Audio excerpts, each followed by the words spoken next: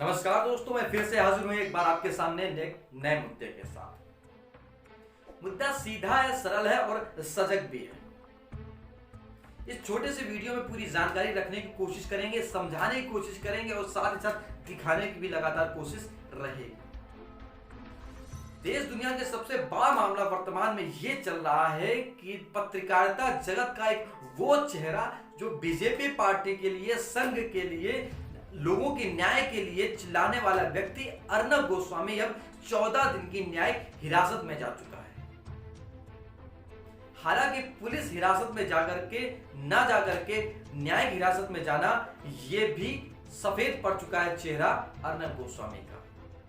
अर्नब गोस्वामी का ही क्यों, बल्कि अर्नब गोस्वामी के उन चेला चपाटियों का जो खूब चिल्ला कर कहते थे कि पूछता है भारत, पूछता है भारत, और साथ ही साथ संघ के वो आदमी, बीजेपी पार्टी के वो आदमी जो अब मौजूदा वक्त में अर्नब के साथ खड़े हैं। पूरी बात रखने की कोशिश करेंगे कि आखिर मामला क्या था। अक्षता नाम की वो महिला अब सामने आ चुकी है जिसको अभी तक कोई शायद नहीं जानता था, जिसका न्याय अब तक कोई नहीं दिला चुका था। खूब आपने सुना होगा कि बिहार के सुशांत को खूब न्याय दिलाया गया कि न्याय दिलाओ, न्याय दिलाओ, न्याय दिलाओ, पूछता है भारत, खूब चिल्लाया गया। रिया को जेल भेजो, रिया को जेल भेजो, खूब चिल्लाया गया। अरे अनिल देशमुख तू कहां है, अरे अनिल देशमुख तू कहां है, खूब रिपीट किया गया, बार बार रिपीट किया गया। इतना रिपीट किया गया कि अब भारत के गांव के बच्चे तक मजाक अर्नब का बना चुके थे। हो सकता है कि किसी के जहन में यह बिल्कुल नहीं आया होगा कि एक दिन ऐसा भी होगा कि अर्नब गोस्वामी एक केस में जेल जा सकते हैं। हालांकि कहने की बात नहीं है, जो पुलिस ने किया वो बेहद ही निंदनीय हुआ, इसमें कोई शक नहीं है। बर्बरता पूर्वक उसको धकेलते हुए ले गई, उसको जबरन घसीटा गया, ये बेहद ही निंदनीय है, ये पूरा देश कह रहा है। ये चौथे स्तंभ को धकेलता हुआ उस गड्ढे में दिख रही है सरकार, ये भी बेहद ही निंदनीय है।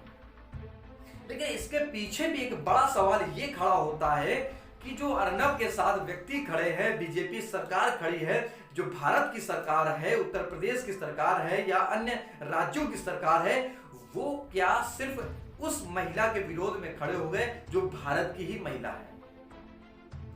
कंगना के पक्ष में तो खूब खड़ी हुई सरकार कि कंगना भारत की महिला है, उसको वाइस सिक्योरिटी दे दी गई, अन्य सिक्योरिटियां दे दी गई, लेकिन अब क्या सिक्योरिटी मिल पाएगी अक्षता को?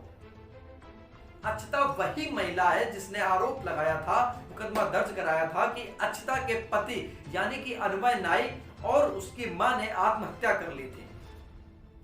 लगभग 5 करोड़ रुपए, 5.5 करोड़ रुपए ना देने के एवज में फांसी लगा ली थी। लगभग 500 लोगों मजदूरों ने काम किया था, फैशन डिजाइनर थी ये इनके पति।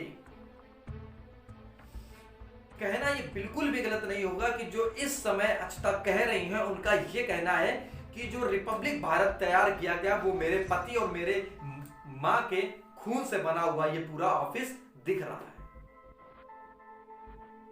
हालांकि कई सारी ऐसी बातें निकल करके सामने आई हैं। पिछले 3 से 4 महीनों में आपने खुद ही देखा होगा, जिस उच्चतम भाषा का प्रयोग ना करके निम्नतम भाषा का प्रयोग अर्नब गोस्वामी कर रहे थे, उससे जो कांग्रेस सरकार है या उद्धव सरकार है वो पूरी तरीके से बौखला गई थी, तिलमिला गई थी, जिसके कारण टीआरपी मामला भी निकाला गया। लेकिन उसमें फेल होने के बाद अब यह मामला अक्षता का निकाल दिया गया, जबकि ये केस 2018 का है। देवेंद्र फडणवीस की सरकार में इसको बंद भी कर दिया गया, लेकिन उद्धव की सरकार ने इसको रीओपन करा करके अर्नब को गिरफ्त में लिया।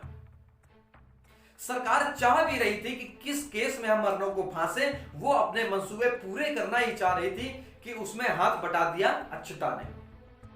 ये तो बात अलग एक हो गई, लेकिन बात तो सबसे बड़ी यहीं पर यह खड़ी हो गई, क्या पूरा संघ, भारत के गृह मंत्री अमित शाह, अन्य मंत्री, कपड़ा मंत्री स्मृति ईरानी, योगी आदित्यनाथ जो नारी शक्ति की बात करते हैं, ये सारे लोग अब उस नारी के विरोध में खड़े हो गए जिसके विपरीत में अर्नब गोस्वामी है। हालांकि बड़ा ही दिलचस्प किस्सा है। खूब ढोल पीटने वाले जो देश के हाकिम है, वो चलाने वाले, वो अब इस महिला के लिए अन्याय की दीवार के रूप में खड़े हो रहे हैं। पत्रकारिता के मूल्यों की न्याय की बात करने वाले पूरी तरीके से दीवार के साथ खड़े हैं।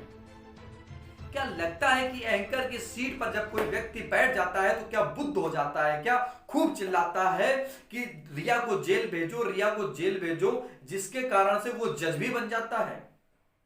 लेकिन वही बना हुआ जज आज जज के सामने कह रहा है कि मैं बेकसूर हूं, मैं बेकसूर है, अक्षता फर्जी इल्जाम लगा रही है।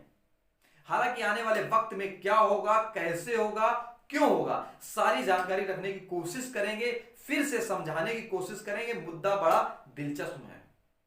नमस्कार, अगर ये वीडियो आपको कुछ समझ में आया हो या कुछ जानकारी मिल पाई हो तो कृपया लाइक, कमेंट और शेयर जरूर करें। और हां, अगर आपने अब तक सब्सक्राइब नहीं किया है तो सबसे पहले आप खुद ही सब्सक्राइब करें।